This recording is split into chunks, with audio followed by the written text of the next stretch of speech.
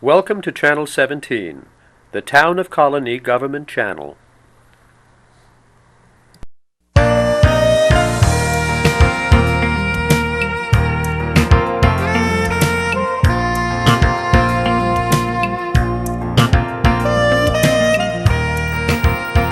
Hello and welcome to Focus on Health. I'm your host, Peggy Mello. Today's guests are Ed Graham, the President and CEO of Gilda's Club in Latham, Harriet Rothstein, Program Director of Gilda's Club, and a married couple who are both cancer survivors, Al and June Gaynor. Welcome to the show. Thank you. It's great to be here. Ed, why don't we start with you? What is Gilda's Club? What is the history of the organization? Who is Gilda? Well, first, we're thrilled to be here. Gilda's Club of the Capital Region is part of a larger organization which is called Gilda's Club Worldwide.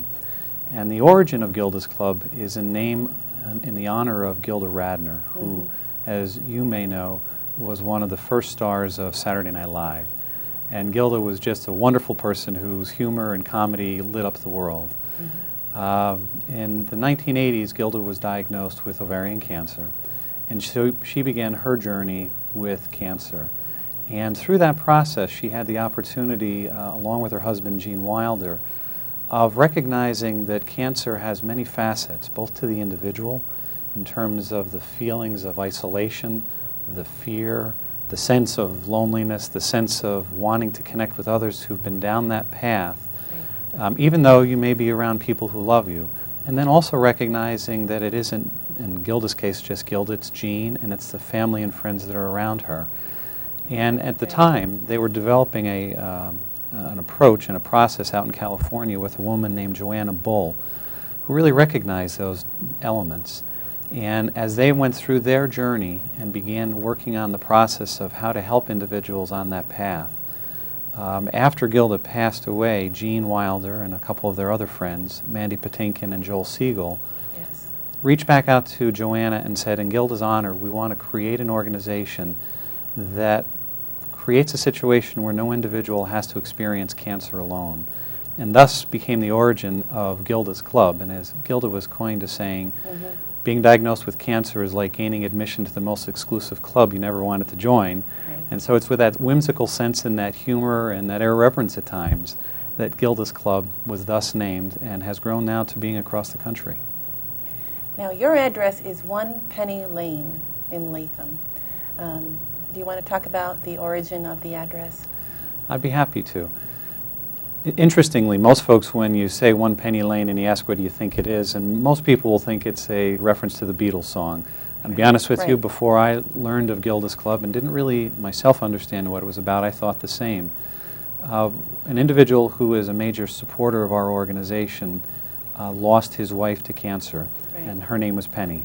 And he, along with a community of individuals, has stepped up in many different ways to allow us to provide Gilda's Club. And it was in her honor that we were able to rename the street Penny Lane. Great. Now, how long have you been in your facility there? In our current location, we've been here about 2.5 years. So the interesting story is the beginning of Gilda's Club was much longer in the capital region. It took many years before the dream of Gilda's Club was able to be realized. Actually began in the late 1990s with the Junior League of First Albany and then Junior League of Albany, Schenectady, and Troy coming together and recognizing there was a void in our community for cancer support organizations. And they researched what options there were, and they identified Gilda's Club as the model that they felt was important to follow. And then began the process of fundraising and bake sales and all the things that go into taking something from a concept into a reality. And that was culminated with the opening of our wonderful clubhouse on 1 Penny Lane in Latham. I have to say that during my tour, I was very, very impressed with the setup of everything. It's absolutely beautifully decorated. I wish they could come to my house and help me. You must have needed a lot of financial support for all of that. It really is beautiful. We did. You know, it's very interesting. The Gilda's Club model is much more than a building, and I'm so glad that you felt it was as beautiful as it is. It's warm and it's welcoming, but if you actually go underneath that and look at the model of Gilda's Club, which really really takes a look at where individuals who are on a cancer journey are. Gilda's Club is the antithesis of a clinical setting. It's a warm, welcoming environment which allows individuals to have a setting in which they can feel comfortable simply being who they are, Right. and gaining the strength and comfort from others who've been down a path, and maybe of a different cancer type, but that common thread of cancer. And yeah, it took a lot of money, millions of dollars, to be able to bring this clubhouse to a reality. But as I think of it in my mind, there are fingerprints of thousands of individuals who contributed in large and small ways Yeah. that brought Gilda's Club into being. Now, do you want to describe the different rooms? Because they all seem to serve a different purpose. They do. Gilda's Club is such a cool place. And first off, we encourage everyone in the community to avail themselves and come learn about Gilda's Club. Get a sense of what it is so they themselves can know for themselves, or for anyone else in the community that may find themselves on this cancer journey. The rooms themselves are designed as a gorgeous home. They're all different thematically, Right. but they have that same sense of warmth and comfort with couches and chairs and pianos and lighting and televisions. And different things occur in the rooms. Support groups do occur, as we'll get into the programs in a little bit. But it's as much about creating a place where time can occur. In other words, someone can come in and have a cup of coffee. They are members of a club. Our members, it's their club. They can come in and visit with their friends, their family, or other fellow members. So we may have support groups, but we may have just social occasions. There may be other things like yoga or jewelry making or quilting that occurs in each of the different rooms, which we'll be happy to describe in a little greater detail. I'd say, my sense, the heart of Gilda's Club, there are a lot of hearts of Gilda's Club. One of the main ones is the kitchen, and it's the heart of any home. And it's this gorgeous kitchen which just draws people in, and it really is a conducive environment for people to spend time together. But there are other hearts like Noogie Land, which is for kids, and it just makes you want to smile when you go in that room with just the way it was decorated, and it creates that environment where kids can be kids, whether they're kids themselves who have cancer or they're the child of someone who has cancer. It just creates that warm, safe place where folks can come and feel very comfortable spending time together. And just so our viewers understand who you serve and who is eligible to come. I am so happy you asked that question. For many people, they think of Gilda's Club, and those who are in their 30s and older generally have a reference point of Gilda Radner. And because her situation was so public, many people know that she had ovarian cancer and then come to the conclusion that Gilda's Club is something related to ovarian cancer and thus for women. And I got to be honest, when I first came to the organization, that was my thought also. I was very wrong. What Gilda's Club is a place where individuals can gain social and emotional support from each other and from others who've been down that path. It's for men, it's for women, it's for children.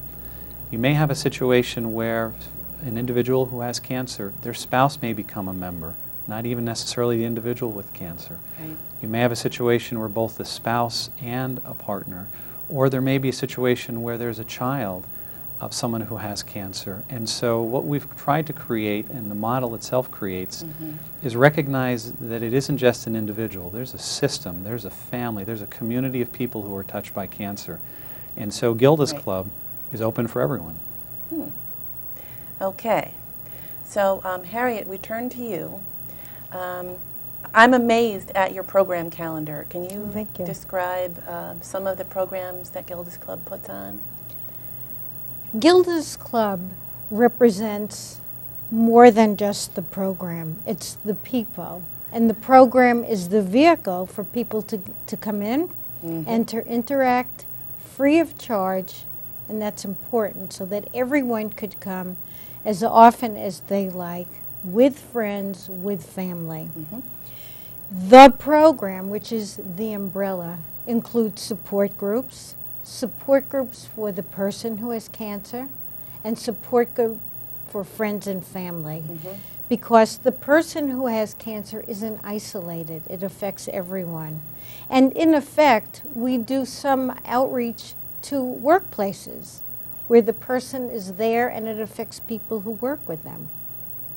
We also have things called networking groups. Those are cancer specific.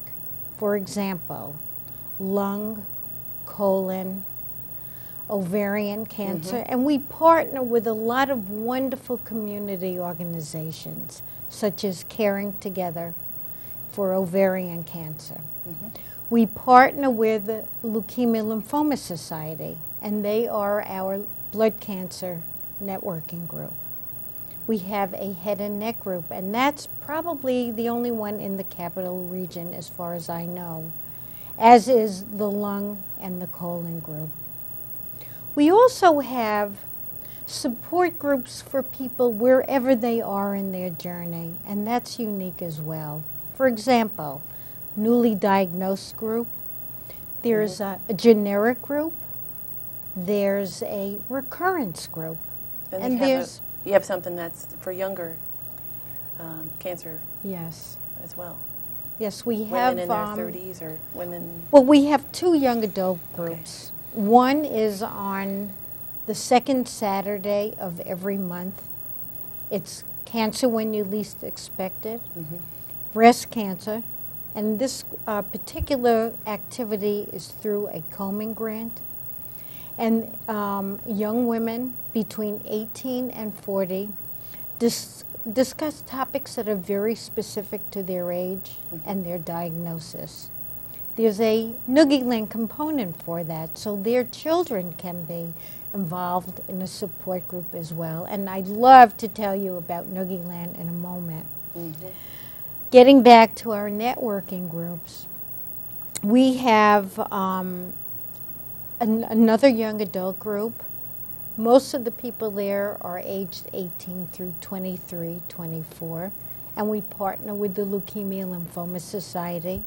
So there's a variety of things that occur at Gilders Club. We have lectures each month. Generally, the theme for the month is related to the cancer of the month. For example, this past month, there's been it's been designated as Breast Cancer Month. October's Breast Cancer So Month. we had 4 major programs or activities there and lectures related to it. And just so you can talk about the difference between what is open to the general public and what is open to Gilders Club members. That would be indicated on the calendar. Oh, okay. And in general, when we have guest lecturers, we like to invite everyone in the community to come in and to listen. And so those would be open to the public events. The daily activities, workshops that take place are generally for our members. However, we always invite friends and family to come in, and hopefully they too will become a member at Gilders Club. Do you also want to mention the Thursday lunches? That is bon appetit. Bon appetit. We like to eat at Gilders Club. So there's lots of food, lots of nutrition programs, lots of cooking demonstrations. Bon appetit gives the community a sense of community, a sense of being together, not being there solely because of cancer, but because it's the social and the emotional interaction that takes place. So many of our members provide the lunch. Organizations in the community, restaurants, lots and lots of people come in and cook. Coming to Bon Appetit is special because it's in our kitchen, which is traditionally red, Gilda Radner's color, As well our as the red door. doors, right? And it's a very safe and non-threatening entry point for people. It takes a lot of courage to come through our red doors. People think it's going to be gloom and doom It's and dying. intimidating. I felt very intimidated to walk through the door. But once No, you're everyone inside, everyone knows that cancer is not contagious, but it's just, I think it's just the fear of there being sadness inside that makes you almost not want to go. But then you're surprised when you go in. Exactly. It's just the struggle of entering the door. and so we say to someone who comes for the first time, come for lunch. See what we're about. You don't have to participate in anything formal. Our members are very welcoming. Generally, when someone new enters, they're greeted They're given a tour of the building. And then we invite them in for a cup of coffee or to come for lunch. The members have now become part of a buddy system. So when someone new is a member and has a very specific diagnosis, other members are willing to pair off with them, to give them their advice, their experience. Gilda's Club is not a social service agency. We don't provide therapy. Everything is geared for the social and emotional support amongst our members. We are just facilitators. And we basically remove ourselves. It's what happens amongst the members that are important, and that's the dynamics of Gilda's Club. Do you want to talk about the leave the wig at the door? Well, that's just another indicator of the safeness that people feel emotionally. They walk in. At first, they're surprised that everything is frivolous, a lot of laughter. Most of the activities are geared towards fun. If you want to be serious, you want information, you'll attend a lecture, you partake in a support group. But how about making jewelry? How about playing cards? How about taking a cooking lesson from one of our caterers in the area? Many people are engaged in our gardening group. Sometimes people come in for our home repairs. We've engaged Lowe's. They have been wonderful community partners with us. And we did a home improvements class. So there's something there for everyone. And the calendar reflects our members' interests. We constantly ask them, what is it that interests you? What is it that you want from us? What is it that can be here to make your journey easier for you? And what I'm amazed at is it seems like you have 3 or 4 things going on every day. And hopefully It's more constant. as time progresses. Now that it's heading towards winter, it's dark, it's dreary. People don't want to be home alone. We've added a lot of physical activities that really don't require a lot of strength. A yoga class, some meditation classes, relaxations. We're encouraging people to come in for dance. We're going to add music. We've had a film class. That leads me into telling you about something very, very exciting that's going to occur in December. The program is called I Remember When. And we have been very fortunate to get one of the historians from Albany come in and talk about old Albany, the old neighborhoods, past and present. He's also a history teacher at SUNY, and we are inviting the public to come in and trigger their memories. I remember when. Talk about where they grew up, and hopefully from that initial meeting, many, many other people and follow-up activities will occur. So that is, I'm sneaking a peek Yes, at your that paper. one is in December. December 13th, Right. 6:30 to 7:30 p.m. Right. And you have another one, the effective weight loss Yes. and gain. And gain. And that's related to treatment. And here too, we're having a nutritionist from St. Peter's Hospital coming in and helping people determine what a healthy lifestyle would be for them, to provide information. And my guess is some materials to take home with them. Another issue that will be discussed is oral chemotherapy. Here too, we're partnering with New York Oncology Hematology. And Nancy Egerton, who's their pharmacist, will be coming in and talking about oral chemotherapy agents and the effects on their patients, the implications for doctors, nurses, etc. So there's always a variety, and hopefully it will meet the needs of the people who who attend.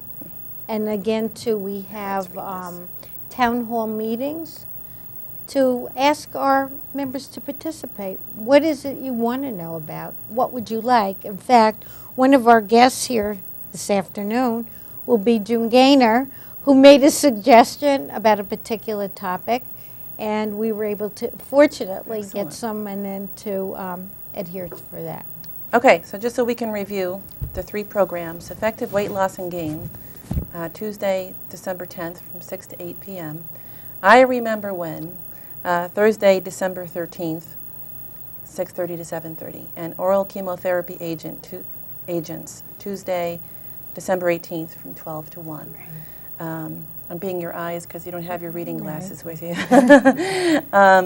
Also, do you want to just talk about the publications that you put out? You have a Gildagram. We have a Gildagram, but may I just add one more very important part of our activities, and that's Noogie Land, and that is our children's program. It is a support program. It's for children who have parents, grandparents, friends, family who have cancer, as well as children who have cancer. It's a very safe place for them to talk or not to talk. We have little red mailboxes where children can anonymously place questions and concerns that will be discussed during story time. We have yoga, karate, stress busters for the kids, and a lot of very nonverbal activities, arts and crafts, creative arts, and expressive arts for the children to express in many, many ways how they feel. Also, the children at Noogie Land partake in a program that involves the Albany Med Pediatric Oncology Unit. We have a children's garden, and the children have been painting pots in the hospital. We've been using them in our garden. We've invited many of the children who are hospitalized upon discharge to come and visit us in Noogie Land. We have therapy dogs for them to play with. So there are a multitude of activities that the children partake in, as well as storytelling, puppetry, and a lot of creative and visual arts. You know, if I can add to that, when you look at the statistics, which are striking relative to the prevalence of cancer in the community, today there are 10.5 million people living with cancer nationwide. 25% of the people have a child under the age of 18. Oh boy. And so when you look at it from the perspective that this is a family disease, truly, this is not a disease for someone who is a senior citizen. Right. It touches everyone. And then you find these practical little examples. Harriet, I believe you relayed one to me, where there was a child in Noogie Land once who anonymously asked the question, and you can understand how this happened. If I take Tylenol, does that mean I'm going to lose my hair? Right. So you could see how that happened. The parent was describing what's occurring with them. The child internalized it, but then they were wondering, yet were necessarily uncomfortable to ask their own parent, if I take a medicine that every child takes a lot of, does that mean I'm going to lose my hair? This was a place where they could simply ask the question. Someone could say, well, no, and they'd say, great, well, what's for snack? And it takes the pressure away from things and allows people to ask questions in an environment that makes it okay. And then they just move on with life. We could spend a whole show just talking about programs. All right, so just to review the publications. Gildagram, and who wants to do Gildagram and the program calendar?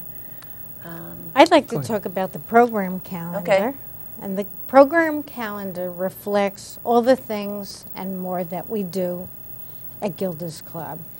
There's a listing of the hours that we're open, a listing of the support groups, the networking groups, and things that occur on a regular basis.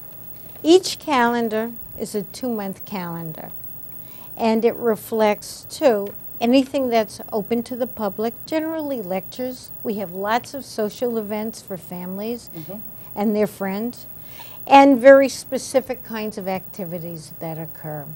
So one just has to look at the calendar, register for an activity, and come and enjoy it at Gilda's Club, Okay, free of charge. great. Gildagram is what most people might think of as our newsletter. Historically, that's been coming out twice a year. With the number of things that are Okay. going on, we're going to be sending this out 3 times a year. And it's a way in which we can both share some of the stories of things that are occurring within the clubhouse itself, as well as pass on some thank yous to individuals, of course, who are supporters of the organization. But as much as this is, it's part of our outreach program, because the issue being that when someone is diagnosed with cancer, how they respond and how they handle it is it's unique to each person. As you described earlier with respect to the red doors and the intimidation of having to face yet another affirmation of the presence of cancer in their life, these are little seeds so that someone, if they find themselves in a situation, either themselves, a family, or a friend, they may come at some later point and say, oh, I remember a Gilda's Club. And so what we try to include in here are stories by members, as well as information that's of pertinent topics and things that are upcoming, as well as things that have occurred in the past. Very good. Okay, now is the time to say goodbye to Harriet. Thank you for coming in. Thank you so And much. Ed, you're going to stay, and we're going to bring in the gainers. The gainers. All Great. right. Thank you. We're back, and now we have Alan June Gaynor. June, do you want to talk about your cancer journey? When did it begin? I was diagnosed with ovarian cancer in March of '06. Saw several doctors and had surgery that month. And right after I had surgery, I belonged to a group called the Town of Colonie Welcome Wagon, and they were having one of their meetings at Gilda's Club to introduce us to the people in the neighborhood. And I was glad that I had went, because I knew I would probably need some sort of a support group, and I already knew at that point where I was going to go. I was comfortable having been there and having had the tour, and I knew that that was the place for me. And I started to go actually before I even started my chemotherapy, which was in April of '06.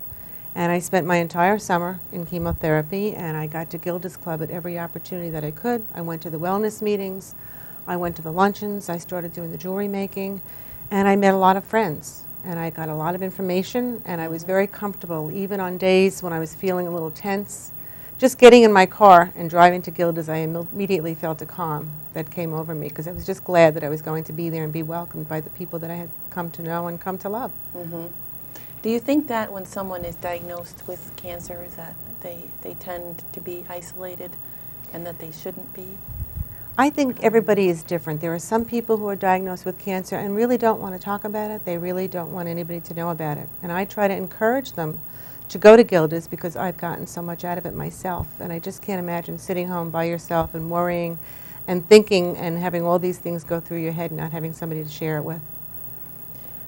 I think that the social situation that you worry about is that if someone is only depending on their family members and friends, and even if there aren't that many of them, that's the burden on them, and it just is stressful and complicating. It is difficult, because there are times that you feel that you don't want to have to depend on your family, and yet there are times when you really do need help. You need somebody to drive you someplace, you need somebody to cook a meal, and people at Gilda's are so willing to do those things for you, because they know what you're going through. And sometimes it's actually difficult to ask a close friend or a family person to do that, because you feel that they're going to feel that they're obligated.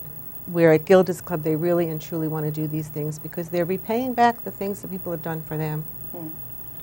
Do you have any advice on how to approach someone, maybe with a new cancer diagnosis? I think the thing that I worry about is, first of all, you don't know what to say. But then you think to yourself, well, what if I call at the wrong time, and what if I wake them up? You know, do you have any advice on that? Well, I think you have to feel them out. I kind of go up to a person and tell them that I kind of know what they're going through, because I've been there myself, maybe not down the same road, but down a similar journey. And emailing is a great way to get in touch with people also, because you don't have to worry about getting them out of bed or waking them up or getting them at a bad time. And you can say what you want, and they don't feel obligated to have to respond or say anything at the moment. They can think about it and get back to you when they want to. And one of the things you mentioned was one email to 20 people can That's tell right. them what's going on That's in your right. life instead And you don't of have 20 to phone spend calls. right. And you don't have to spend all that time going, because there are times you just don't want to talk about it. And I had told friends, you know, this is the information that's out there. You can spread it around, but I just don't want to have to be repeating it over and over. So email works really well to get the information out.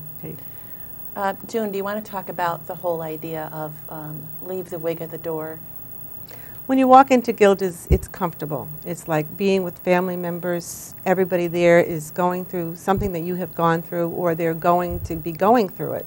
So they're looking to you for information, and you're getting information from other people. There's a lot of laughing going on, a lot of joking going on, and we have some very serious meetings too. We pass the tissues around frequently to different members in our group, but that's how we get through it. Yeah. And nobody has ever left a meeting without thanking us for helping them and telling us that they've learned so much just by being there for a couple of hours in the afternoon. I think I would rather encourage crying than internalizing everything. Crying is a good thing. It is. It's very cathartic. It gets it out of your system. There are people who come in who haven't cried and know that they want to, but they feel bad doing it in front of family members, and we just let it all out and we cry with them. And there's enough rooms in Gilda's Club where they can kind of sneak around the corner and Absolutely. be alone if they want to. They could. Okay, Al, you're on the hot seat now. You want to talk about what happened with you? Yeah, I initially got involved with Gilda's Club as a support person because my wife obviously was diagnosed with cancer. She was there for 4 or 5 months, I guess, before I finally got involved. And I went to one of the groups they have, which is Friends and Family, which is for caregivers, whether they be family members or co-workers. And it was good for me. The benefit was it's a lot of networking. You're able to get a lot of information. And you find that even though everyone's going down a slightly different path, there are a lot of similarities in what you're going through. Dealing with the patients, dealing with other family members. And the support. I mean, there are things that bother you. At times, she gets on my nerves, and she's aware of that. And, it's a way of venting. It's a place to vent. And everybody's got, as I say, similar issues, slightly different cancers, different family members, but the issues are the same in every family. So it's a place to vent.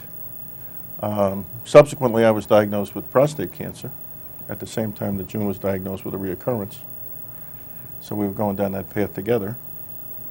And again, as a form of networking, there's a tremendous amount of information that's available from other members who have been down that road. Right. And through speaking with them in support groups and sometimes just over lunch when we have our Bon Appetit on Thursdays, I knew exactly what was in front of me. I knew exactly what I was facing as far as the surgery, where I was going with it, what to expect. So it was a good source of information, and I think that's one of the benefits to me of Gilders is just the information you get and the support, because everybody at Gilders has been down that road, or they're going down that road, so you're all in the same boat. Well, thank you very much. Okay, so Ed, let's talk about fundraising. Obviously, this is key to the success of your organization. How do you do it? Fundraising is key to what we are all about. And it's very interesting. As Harriet mentioned earlier, members are able to access Gilda's Club free of charge. And that's a key tenet, so that there are no obstacles from anyone ever having the ability to interact with other individuals and gain the support from each other or attend a program. That places, practically speaking, a significant burden on the community with respect to how do we support that, how do we provide this resource. And I'm amazed to tell you that as a young organization, the outpouring of support from the community has been tremendous. Now, here's the interesting challenge. As an organization, we have to continue to prove our relevance every year so that people understand the importance and value of it. So our fundraising activities occur in a couple ways. We have 3 signature events every year. We have a cruise that happens on the Hudson in the spring. We have a gala in Saratoga in the summertime. And then in the fall, which will be having just occurred when this airs, we're having an event called Second Chances, which is geared primarily for women. And there's there's a play on words with the name. It's a double entendre in that individuals who have experienced cancer often speak to the sense of viewing life through a different prism, having a second chance at the way to look at things. So this evening is a way of celebrating that, and at the same time, they're using this as a way of selling items that maybe people have received as gifts but never used, and using that as a fundraiser. In addition to those structured events, though, we receive funding from individuals through the form of pledges, as well as occasionally we'll receive a support in the form of someone who asked for their name, support in the name in lieu of flowers, in the event of someone who perhaps has passed from cancer, or knows someone who has. We annually have an appeal also where we're seeking support from individuals. So through that combination of events, we are able to exist. All the money that we raise stays here, and every year we need to raise a lot of money. Right. Now you have your terrace brick campaign, where one can buy a brick, right? We do. We actually, thank you for reminding me of that. We have a couple little programs like this where someone can purchase a brick and have a name engraved, either theirs or someone that they're doing it in honor of, which will be placed out in our patio, which has just been finished actually, and it's a beautiful patio. Thanks to Lowe's, right? Thanks to Lowe's, and actually a whole lot of folks. But Lowe's really stepped up to the plate and helped make that happen for us. And that's the interesting story with our fundraising activities. It's a momentum builder. Someone does something and then someone else sees, oh, I can do what my part is. So some people support us in the form of writing checks. Other people do it in the form of painting murals on walls or on putting a patio in. The brick campaign is an important one. There are two types of bricks people can purchase. We also have a cornerstone club, which kind of represented the founding members who really said, let's provide the seed funding. Our elected officials have been very supportive in the past also, because they recognize that the short version on the statistics, in our 4 counties immediately surrounding us right here, Albany, Rensselaer, Saratoga, and Schenectady, there are newly diagnosed 85 people per week with cancer. That's approximately 4,400 people per year. If you extrapolate that, when you look at the number of people who are living with cancer, Al and June, the number we're talking about in just these 4 counties is in excess of 100,000 people today, let alone the fact that 1 out of 2 men in their lifetime will face cancer, 1 out of 3 women will, 1 out of 4 people in total will be touched by cancer. So the pervasiveness of the statistics are such that we wish there wasn't a need for a Gilda's Club, but there is and there will be for the long time. Now the good news of this is the survival rate of individuals with cancer has changed dramatically from a mere decade ago. And as Gilda's Club focuses, it's living with cancer, come as you are. We provide cancer support for the whole family the whole time. So that the dynamics for individuals who are survivors is very different than it would have been, say, a decade ago. That said, the fundraising is an important piece of it, but almost more important than the fundraising is our awareness campaign, which is really just reaching out into the community to speak to those individuals who may be feeling isolated, may be facing a journey that they're just very uncertain about, and realizing they don't have to go it alone, that there is a resource like many others, but there's a resource like Gilda's Club that is here, which is why, as Harriet was referencing earlier, it's so important that we collaborate with other organizations, with American Cancer, with Leukemia Lymphoma, so that collectively we can put the arms of support around the community to provide that for individuals. So you have ambassadors for this, right? We do, and I'm proud to say that Al and June are ambassadors, and quite honestly, you're an ambassador also. Oh, great. But practically speaking, as articulate and as well poised as we as employees or spokespersons might be, there's nothing more poignant than someone who has walked down the path of a cancer experience and or has realized the benefit of support of a Gilda's Club to be able to speak in their community, be it in a professional community that they work in or a personal community, a religious setting. And really what we're doing is planting seeds so that when someone comes into contact, or their parent or their child, in the back of their mind they'll know that there's a resource that they can tap into that complements what people receive in the medical setting. We're not a medical provider, but what we do is provide the emotional and social support, which has been proven to be so valuable and an important part of the cancer journey. Now you also have public service announcements out there, right? We do, and I'm so proud of these public service announcements. We didn't want to just profile the building, because quite honestly, as beautiful as the building is, at the end of the day, it's a building. It's the magic that occurs when people walk through the doors, that sense of safety and comfort and support they receive. So we reached out to a number of our members, Al and June being 2 of them, and asked them to tell their stories, which I give them a lot of credit because it takes a lot of guts to be able to stand in front of a camera knowing that people are going to hear your words. But in Al and June speaking, they weren't speaking about Gilda's Club and trying to make us as a club successful. They spoke to someone who's in the community. They spoke to a man.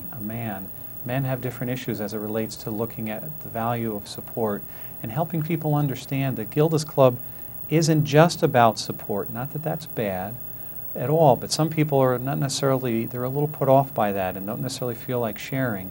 Yet what Gilda's Club is a little bit of everything for everyone. If you want to come and just attend a lecture, you can. Right. If you want to come play cards, you can. If you're an individual who's a man who's dealing with cancer, it's okay to recognize, you know, I need a little bit of support from other individuals. And so we have these PSAs that are running right now. We're also putting those together into a video that we're going to be handing out to newly diagnosed patients with cancer, and trying to put this in the community to employers so that they just realize that this is a resource. But the doctors are going to hand it out, right? Doctors will hand it Good. out. Doctors will hand it out. We will hand it out. Our ambassadors will hand it out. Good. Our ambassador program is a vitally important part of really how grassroots program spread the word. Spread the word. One of Now, the, if go I could ahead. just add, one of the things to me, Gilda's Club, as I've come to understand it, and what it's been for me, is not about, cancer is not about dying. With Gilda's Club, cancer is about living and living with cancer. And that's important Absolutely. because people are living longer, the results are better. Okay. So volunteers, do you accept volunteers? Thank you for asking that question. Yeah, volunteers are an integral part of what we as an organization do.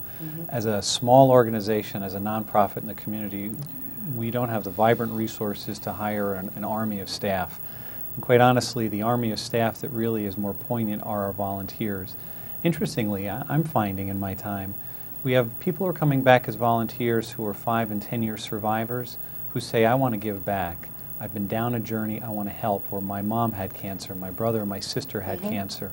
And so our volunteers come in many forms, both with helping around the clubhouse, manning the front desk as a receptionist, or helping with some of the practical administrative tasks, to providing water in the kitchen, to Right. changing light bulbs, to being ambassadors. So there's a tremendous need for volunteers, and it not only needs to be someone who has been touched by cancer. It can be someone who is just saying, I realize I want to help others. There's an interesting story I'll quickly tell you. One of our younger members, a woman in her 30s, described something that caught my eye, and she said to me, first off, she said, Gilda's Club is a great place to come when you're bald. So there's that sense of humor that was exact, and you know who I'm talking about. But in addition to that, there's another individual who told me, when I went through cancer, I wasn't able to work. And we have great grocery stores, which we're very fortunate locally. She said, I used to go to the grocery store every day because I didn't have the opportunity to be with people when I was home alone. When she realized there was Gilda's Club, she came as a member, but she didn't want to just come as a member. She wanted to do things. And so there's that sense of we're creating that place where people are able to do a variety of things. So volunteers, they are the heart in many cases of really what we're all about. So we encourage that and welcome it all the time. Great. So, how to contact Gilda's Club? Want to give a phone number? I would love to. There are a couple ways in which you can contact Gilda's Club. One is our phone number, which is 518-782-9833. And while our clubhouse is located in Latham, there are a variety of individuals who reside in outlying counties who receive their medical care or have other reasons to be here. Gilda's Club is not just for people who live in Albany, Schenectady, Saratoga, and Rensselaer counties.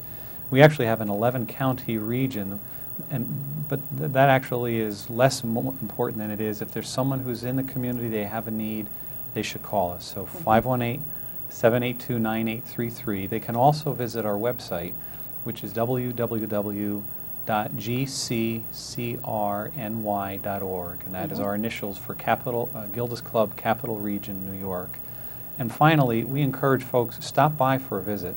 There's someone there every day, Monday through Friday, sometimes on weekends. Just stop by, and some people have said they'll sit in the parking lot and it takes them a couple times before they walk through the door. Yep. And then once they walk through the door, it's a life-altering experience, as some of our members have said, because it's that sense of peace and safety and comfort. It's a place you want to go to. So stop by anytime. Great. I can't thank you enough for coming. Thanks, everyone. Thanks for watching. We hope to see you next time on Focus on Health.